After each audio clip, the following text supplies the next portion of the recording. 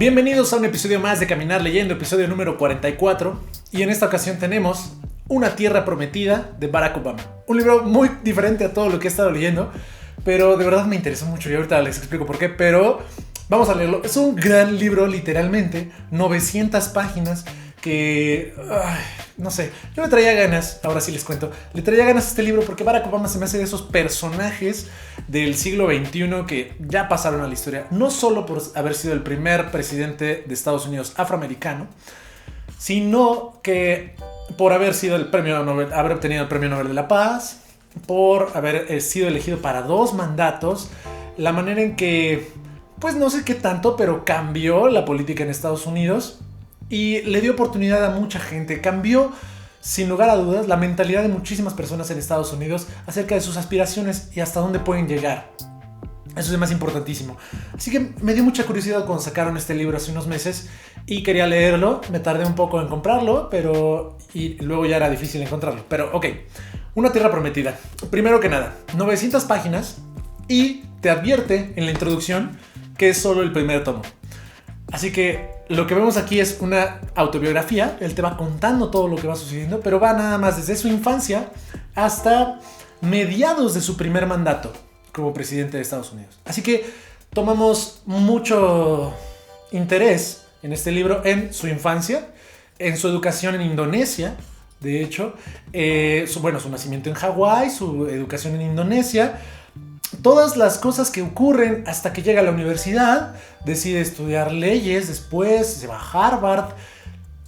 Toda esa historia te la cuenta de una manera muy personal, te sientes muy cercano, la lectura es rápida porque se siente un lenguaje amigable, escribe muy bonito, muy poético en algunas partes.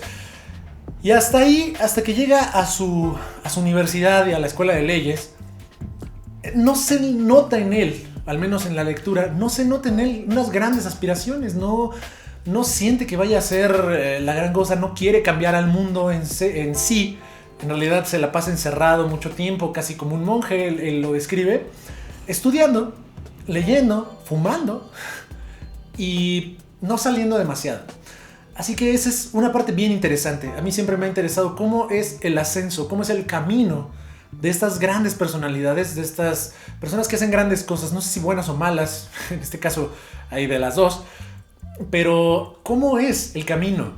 Si me pongo a pensar en mí, ¿no? ¿Qué estoy haciendo? ¿Cómo lo estoy haciendo? ¿Hacia dónde voy? Y no para copiar los pasos, porque cada uno tenemos nuestros propios pasos, sino para pensar justo la gran variedad de caminos que hay para hacer grandes cosas. Ese es mi interés muy particular. Bueno, después se va como voluntario a Chicago y nos cuenta cómo fue su acercamiento con la gente de Chicago, de los barrios, digamos, conflictivos, con gran nivel de delincuencia, y que fue como la llamada, su vocación. Yo quiero entrar a la política, quiero cambiar estas cosas que estoy aquí. Entonces, como voluntario empieza a dar clases también de leyes en Chicago y empieza a meterse a la política. Ve un pequeño espacio donde puede él entrar en una senaduría estatal del estado de Illinois. Gana la candidatura, te lo platica con lujo de detalle. Cómo es que se va dando, para este momento ya está con Michelle Obama, ya empiezan a tener a sus hijas, ya tienen mucho conflicto. De hecho, te cuenta también el conflicto con Michelle de cuando decide ir por una candidatura más grande y cómo ella le dice de plano, no cuentes conmigo porque ya es demasiado. O sea, yo estoy muy a gusto. Ella tenía un puesto en un hospital de ahí de Illinois como directora, entonces ella estaba muy a gusto, podía estar con sus hijas, podía estar equilibrando el trabajo con su vida personal, pero Barack Obama tenía otras cosas en mente y él mismo lo admite. A veces sí estaba dejando un poco de lado a sus hijas, no porque él quisiera, sino porque lo absorbía el estar dando las vueltas a Illinois desde donde él estaba, el dormir varias noches a la semana lejos de su esposa. Todas estas cosas son las que te cuentan y te hacen ver que es una persona, que no es un superhéroe, que no es nada, o sea, sí es extraordinario, pero pues es una persona igual que todos nosotros, ¿no? Dedicada, muy trabajador, todo lo que quieras, pero que tiene los mismos problemas. Creo que a eso voy. Tiene los mismos problemas que todos nosotros y eso inspira mucho. Bien, ya que llega a la senaduría, nos platica cómo de ahí pasa a ser senador ya federal de Estados Unidos. Y en ese primer año lo apoyan mucho, le dan mucho su apoyo y decide que va a intentar ser candidato a la presidencia. Siempre es con lujo de detalle. Cada una de las reuniones que tiene, cada una de las comidas a las que va, de los encuentros con otros senadores, de las pláticas con promotores, con donatarios, etcétera, etcétera, te las platica y te va diciendo cuáles fueron sus conflictos, cuáles fueron sus pensamientos, qué fue lo que cambió en él, cada uno de esos pasos que da. Y llegamos a una gran parte de este libro que toma unas 100, 150, 200 páginas, que es la candidatura. Desde el ganar las elecciones demócratas, ¿no?, en contra de Hillary Clinton para 2008 y hasta las elecciones ya para presidente en contra de John McCain. Eso lo platica con lujo de detalle, la cantidad de gente que estaba involucrada, cómo fue cambiando su vida a partir de que él se iba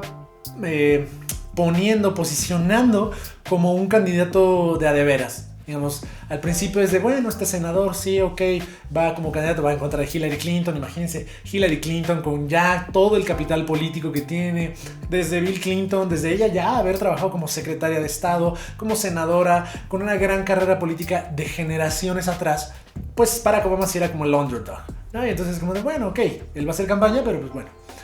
Y en cuanto empieza a ganar elecciones en varios estados, elecciones demócratas, él siente cómo va cambiando su vida, cómo empiezan a asignarle agentes del servicio secreto, cómo empieza a hacer que él ya no puede salirse un día a hablar con las personas en un barrio o en un condado y jugar básquetbol con ellos. Ya no puede hacer eso, ya todo tiene que estar planeado, todo tiene que estar con el servicio secreto. Te empiezan a cerrar calles para que él pase, empieza a entrar ya no por las puertas principales, sino por el servicio de los hoteles, etcétera, etcétera, etcétera, a lo largo de toda su candidatura, y sobre todo cuando gana la candidatura demócrata. Eso se exacerba cuando llega a la candidatura para presidente, y entonces nos empieza a contar ya los tejes y manejes de una candidatura estadounidense.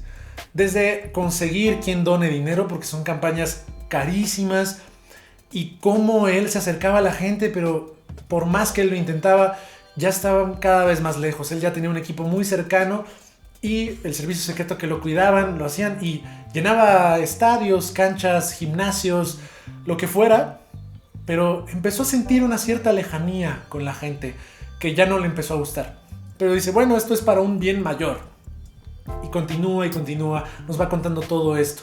Una vez que gana la presidencia, se enfrenta a la crisis económica. De hecho, desde su candidatura se tiene que posicionar en dos temas muy particulares. Uno, la guerra de Irak que inició George W. Bush. Y dos, la crisis económica que ya estaba estallando, que de hecho él ya tiene contacto como senador y también como candidato con el secretario del Tesoro estadounidense, con las personas encargadas de enfrentarse a la crisis económica de 2008. Ese es un tema que a mí en particular me fascina. Por lo tanto, disfruté muchísimo ver su acercamiento, porque uno no se pone a pensar muchas veces qué es lo que está en la mente de los presidentes. Uno dice, ay, bueno, que hagan esto, bueno, que metan a todos los banqueros a la cárcel, bueno, que hagan esto, lo otro, es tan fácil, él es el presidente. Y uno se da cuenta que al leer este libro, que no es cierto, que tienen un montón de ataduras, que los bancos o los líderes de los bancos son personas poderosísimas, que en Estados Unidos todo se maneja por intereses, que todos se deben favores a todos, que empiezan a conspirar unos contra otros, aunque no vaya en el sentido de la mejora de la comunidad o del pueblo americano en este caso. A veces los republicanos en este libro se ve mucho, solo iban en contra de las propuestas, solo van en contra, no necesariamente porque vaya a ser mejor o peor, probablemente porque vaya a ser peor, pero para que no les vaya bien y entonces ellos recuperen en la presidencia. Bueno, ok, entonces gana, se enfrenta a la crisis económica, lo hace de una manera muy buena, se recupera muy rápido Estados Unidos. De hecho, otros países empiezan a tomar las mismas medidas o piden el Consejo de Estados Unidos. Y aquí me quiero detener un chirris porque sí se nota esto, tipo Marvel, tipo cualquier película hollywoodense dice, Estados Unidos vino a salvar el día.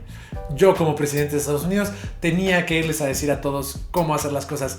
Y ahí sí es como dices, no ma. O sea, como mexicano, sí dices, bueno, sí, ok, pero no te creas tanto tampoco. O sea, la vida es mucho más que Estados Unidos, el mundo es mucho más que Estados Unidos. Pero bueno, eso siempre se nota ese tono. No me quiero alargar muchísimo más porque toma muchísimos temas. Imagínense, 900 páginas. Cuenta todo. Bueno, con muchas cosas que deja de lado, ¿no? Pero cuenta de cómo el volver a casa de los soldados que estaban en Irak, el ataque a Afganistán, el cómo matan a Osama Bin Laden. De hecho, es de las cosas que ya están al final del libro, con esas casi que termina. Pero otros escándalos, el derrame de petróleo de Deep Horizon en el Golfo de México, cómo se enfrenta a todas estas cosas, huracanes, cómo duerme en la noche. Y eso es algo bien interesante, que te dice, bueno, es que yo en las noches intentaba dormir, si no podía dormir me bajaba y siempre había alguien del staff que podía jugar conmigo billar, póker, etcétera. Me bajaba a trabajar un poco más los fines de semana. Y todas estas cosas que te imaginas que un presidente de Estados Unidos tiene que hacer, claro, pero hay mucho más. Uno no se imagina la cantidad de cosas. Y aparte, es pasar tiempo con sus hijas, pasar tiempo con su esposa, nutrir relaciones tanto políticas como de amistad. Una infinidad de cosas.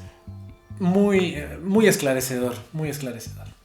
Bien, bueno, vamos a las calificaciones para que esto no dure muchísimo. Y veamos, a nivel de dificultad, le voy a poner un 1. Es un lenguaje llano, poético. Te platica cómo pasa por el pabellón de los pilares entre su casa en la Casa Blanca y la oficina oval. Y es poético, es lindo, escribe muy bien. Entonces, la escritura es fácil. En cuanto a velocidad de lectura, digo, yo lo leí en 2 semanas, pero era un régimen bastante duro de estar leyendo 50, 60, 70 páginas al día, más lo que leo aparte. O sea, no necesariamente lo recomendaría así. Así que en la velocidad de lectura le voy a poner 2. También porque es lento. No tanto porque el lenguaje es fácil. No es tan lento como otras cosas que hemos visto aquí en estos videos, pero sí es lento. Y si lo recomiendo, le voy a poner un 3. Lo de América es lo mejor, me baja un poco la moral, aunque es muy buen libro. Muy buen libro. Solo que sí es demasiado largo. O sea, hay muchísimos detalles que quizá, no sé, hay muchas cosas que no necesariamente hubieran tenido que estar aquí. Y bueno, esperar con ansias el siguiente tomo, donde ya va a explicar la segunda candidatura y su segundo mandato, ¿no? Pero esperemos que eso salga probablemente en 1 año o año y medio. Bien, si les gustó, suscríbanse. Y no olviden darle a la campanita para que se enteren de cuando subimos más videos. Y yo los veo en el próximo episodio de Caminar Leyendo.